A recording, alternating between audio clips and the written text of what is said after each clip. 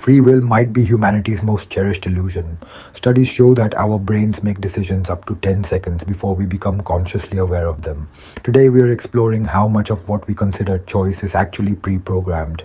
That's absolutely fascinating and honestly kind of terrifying. It reminds me of those moments when you're driving home and suddenly realise you don't remember the last few minutes of the journey. Well, here's what makes it even more interesting. Neuroscience research shows that about 95% of our daily decisions are made by our subconscious mind, following patterns we absorbed long before we could think critically. So you're saying most of what we consider conscious choice is actually just our brains running on autopilot? Exactly. And let me share something even more mind-bending. Studies from Harvard's psychology department found that children as young as 3 years old already show implicit biases and predetermined preferences that mirror their cultural environment. That really makes me think about how early this programming starts, even before we can form memories. And here's where it gets deeper. Research from MIT Social Sciences Department shows that even our rebellious choices and counterculture movements tend to follow predictable patterns based on socioeconomic backgrounds. You know what's fascinating about that? How even when we think we're breaking free from social norms, we might just be following another pre-written script. Well, consider this. In the digital age, algorithms can predict our choices with up to 95% accuracy just by analyzing our past behavior patterns. We are essentially becoming predictable data points. That's making me think about all those eerily accurate product recommendations I get online. It's like the algorithms know me better than I know myself. And here's the kicker. Recent studies in behavioral economics show that even when people are explicitly told they're being influenced, they still make choices that align with the subtle nudges they're receiving. So what hope do we have of breaking free from these patterns? Is authentic choice even possible? Well, research from cognitive science suggests that mindfulness and metacognition, thinking about our thinking, can create new neural pathways that allow for more conscious decision making. That's actually somewhat encouraging. At least it suggests we're not completely trapped by our programming. Let me share something interesting from recent neuroplasticity studies.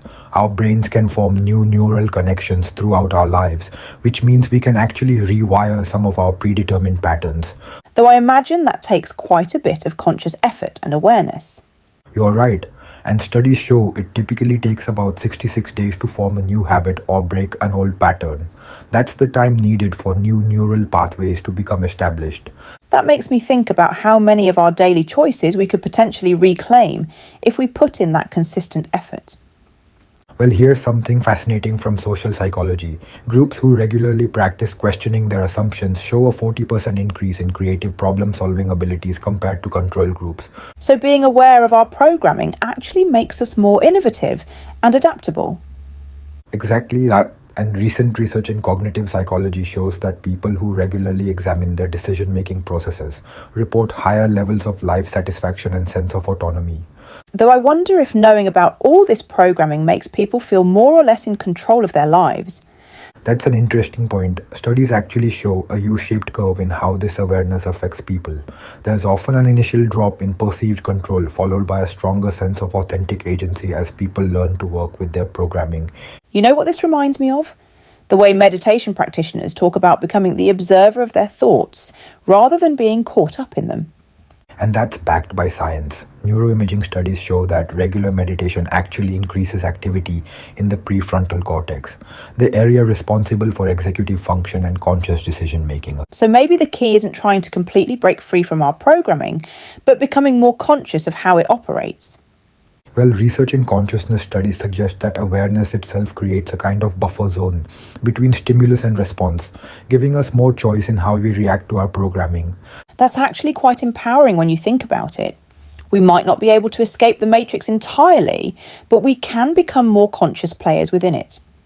And here's what I find most encouraging. Studies show that even small increases in conscious awareness can lead to significant changes in decision-making patterns over time. This whole conversation has really made me think differently about free will and consciousness. Well, that's exactly what the research suggests should happen. Exposure to these ideas typically triggers a cascade of new neural connections, leading to more nuanced understanding of our own decision-making processes. So in a way, Just having this conversation is already helping us break free from some of our programming. Precisely, and that's the ultimate paradox of this whole topic. The more we understand about our lack of free will, the more ability we gain to make conscious choices.